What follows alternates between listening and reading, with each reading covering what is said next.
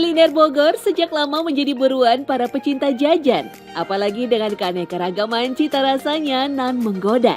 Dijamin enak, mulai dari soto mie Bogor, laksa, docelang, sampai toge goreng. Toge goreng menjadi ikon kuliner Bogor yang paling aneh karena pada kenyataannya toge goreng justru diolah dengan cara direbus. Toge goreng disajikan bersama ketupat, mie kuning, dan tahu goreng. Lalu disiram bumbu khas berbahan tauco dan oncom. Cita rasa asam manis dari toge goreng semakin lengkap dengan renyahnya kerupuk. Selain enak, harga seporsi toge goreng terbilang ramah di kantong.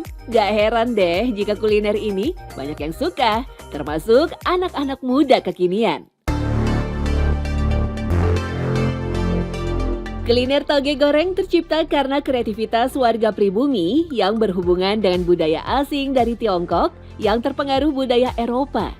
Menurut catatan sejarah, toge dibawa oleh armada Laksamana Cheng Ho sebagai makanan dan obat bagi para awak kapalnya. Berkat toge, awak kapal armada Laksamana Cheng Ho menjadi kuat dan sehat meski harus berlayar mengarungi samudra selama berbulan-bulan. Toge itu asalnya apa? Kacang hijau kan? Mung bean namanya. Mung bean itu bahasa Inggrisnya. Dia dibawa dari Cina, dari daratan Cina.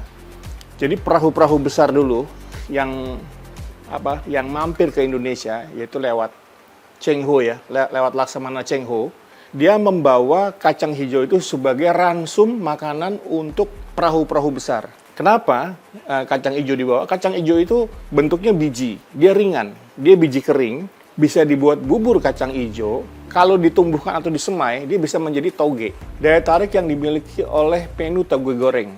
Toge goreng itu pertama dia mengandung air yang sangat tinggi, kadar air yang tinggi. Kemudian mendapatkan banyak sekali vitamin C, vitamin A, serat, sayur-sayuran, dan zero lemak. Jadi nol lemaknya. Karbohidratnya juga kecil sekali, sangat kecil. Ya, jika dilihat dari kandungannya, toge ternyata punya banyak manfaat untuk tubuh. Melansir dari International Journal of Preventive and Public Health Science, toge kaya akan nutrisi penting seperti vitamin C, vitamin E, selenium, dan zinc. Selain untuk meningkatkan kualitas sperma pada pria, kandungan itu juga berguna untuk kesehatan jantung, pencernaan, sampai mencegah kanker.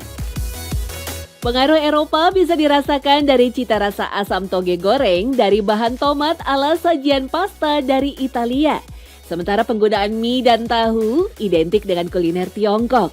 Untuk menyesuaikan dengan selera lokal yang kurang suka terhadap rasa asam, tomat lalu diganti dengan oncom yang harganya lebih ekonomis. Etnis Tionghoa yang menjual toge goreng yang dulu disebut toge mie menjajakan dagangannya dengan dibantu asisten dari suku Sunda. Mereka lalu membawa kuliner ini sampai ke kota Bogor. Selain itu, tauco yang menjadi salah satu elemen penting dalam toge goreng juga merupakan bentuk kreativitas etnis Tionghoa.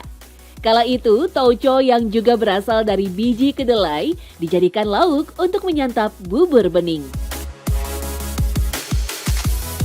Sebagai a final touch, sebagai sentuhan terakhir dari makanan itu, dia mempunyai ciri khas rasa ada tauco-nya nih, ada sentuhan tauco-nya nih. Sama fungsinya seperti ada sentuhan terasinya nih.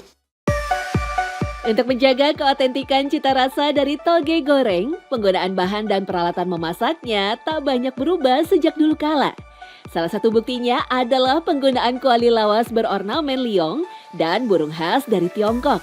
Menurut para penjual toge goreng, penggunaan kuali yang berbeda akan berpengaruh pada cita rasa dari toge gorengnya.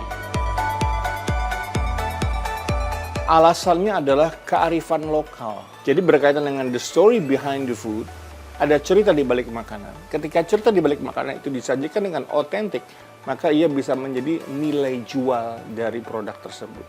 Karena tradisi itu tidak tergantikan oleh zaman, tidak terbeli oleh zaman. Dia tidak dapat diubah dengan modernisasi. Justru orang datang ke sana untuk otentifikasi, untuk sesuatu yang asli. Jadi memang itu dipertahankan. Penjual toge goreng di Bogor jumlahnya cukup banyak. Salah satunya yang melegenda ada di Jalan Pengadilan Pasar Anyar. Namanya toge goreng Manggebro sejak 1943. Usaha toge goreng Manggebro sudah diwariskan sampai 3 generasi. Racikan masakannya sih tidak jauh berbeda dengan tempat lain, tapi yang spesial justru bumbu tauconya. Meski tak seramai dulu, kedai toge goreng Manggebro bisa menghabiskan 7 sampai 10 kg toge. Seporsi toge goreng dibanderol harga Rp15.000 saja. Toge goreng yang akan dibawa pulang akan dibungkus dengan daun patat yang mirip dengan daun kunyit. Soalnya kalau pakai daun lain rasanya lain, berubah gitu. Terus yang belanja kalau pakai styrofoam ganti yang lain nggak mau gitu orang. Harus pakai daun itu. Kadang-kadang nggak jadi belanja gitu. Beda, jadi harus begitu. Nggak bisa pakai yang lain. Meski sudah berusia 3 generasi, kuliner toge goreng Manggebro rasanya nyaris tak berubah. Untuk bahan toge dan oncom merahnya berasal dari Bogor, mie kuning diorder langsung dari Bandung, sementara tauconya menggunakan tauco Medan. Pantas rasanya jika cita rasa toge goreng Manggebro selalu dirindukan para pecinta kuliner Bogor. Filosofi dari toge goreng Bogor adalah makanan rakyat untuk rakyat, dari rakyat. Jadi ini adalah masakan kerakyatan.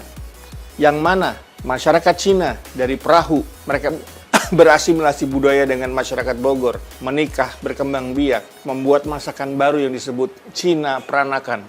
Kemudian dia menjadi makanan khas rakyat setempat.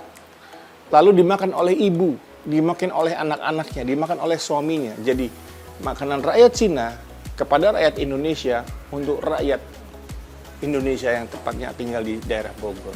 Jadi adalah makanan rakyat. Kenapa makanan rakyat itu ya tradisional? Karena dipasarkannya lewat pasar-pasar tradisional.